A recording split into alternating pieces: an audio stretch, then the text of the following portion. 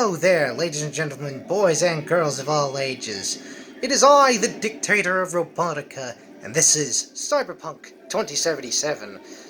Today we're going to be talking about a certain quest line in particular that is diabolical in its nature. We're going to run over to this fucking vending machine real quick and talk to him. This quest line is unique in the sense that it is a multifaceted quest line with 4 separate parts. Each you have to return to this guy in order to advance in his entire quest line. So let's initiate it, shall we? Hi, you there? For this first quest, it's pretty easy. You just have to talk to him real quick, pretty much introduce yourself, yada yada yada. Then you've gotta help. Then you gotta help him move this trash can that's in front of his face out of the way, because he wants to see the cool view of the city. And that I can understand. So, let's go do that, shall we? You just need 4 strength to move it, so if you don't have it, just upgrade that real quick.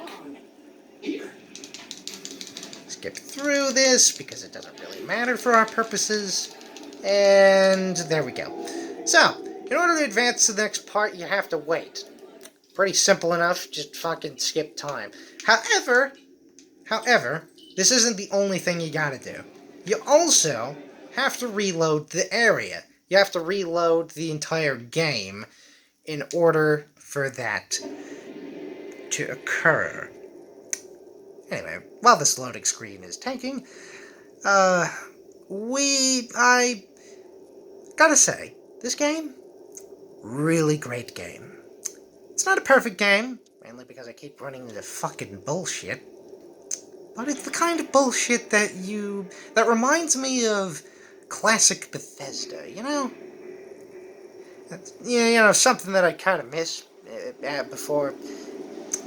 I miss it because now Bethesda has become just a little bit of a greedy bastard. You know, the last Fallout game being a nice example of that. Anyway, let's continue, shall we? We'll just head back to that because the quest should be reloaded now, yes. Now, this second part is where most people get hung up on, and that's because it's, again, as I said before, diabolical. Because you could completely fuck up this entire quest line because of this little bug that seems to be a massive issue. Personally, I have no idea what caused it. Well, I seem to be able to replicate the bug, but I'm not really sure what in the game code causes this, because I've tested different scenarios. Well, I'll get to that in a little bit. Well, let's just continue it.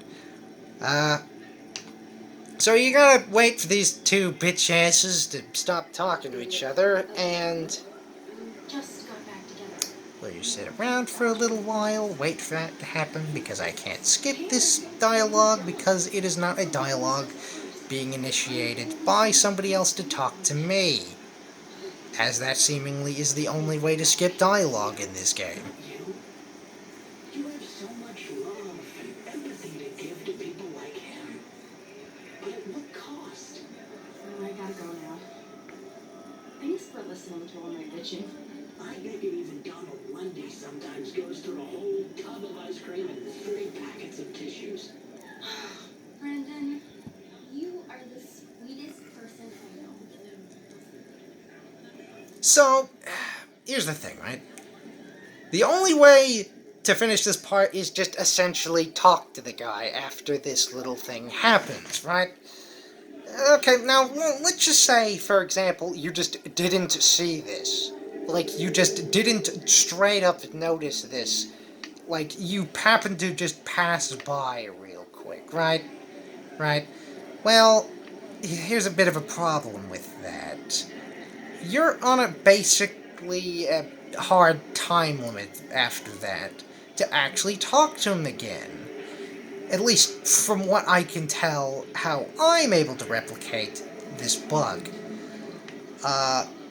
If you were to fast travel, you're okay. If you were to fast travel back, reloading the area doesn't affect whether or not you'll actually talk to the guy, under certain circumstances.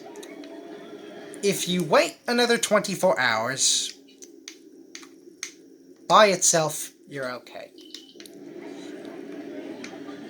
Ignore those relic effects. That's because of the stupid chip that's in my head that's slowly destroying my mind. Anyway. So, waiting doesn't do anything by itself. Fast traveling by itself doesn't do anything. But waiting and then fast traveling to another area does some pretty fucked up things. So, we've got to fast travel back to our little apartment building. Then we'll fast travel all the way back to Brendan, and we will see what has happened to the boy.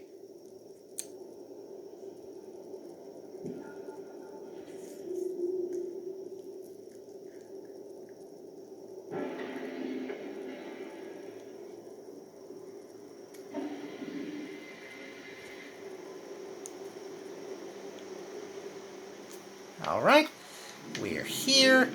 We'll use our good old nifty fast travel machine to head back to the area, the mega building, and we'll go see what has happened.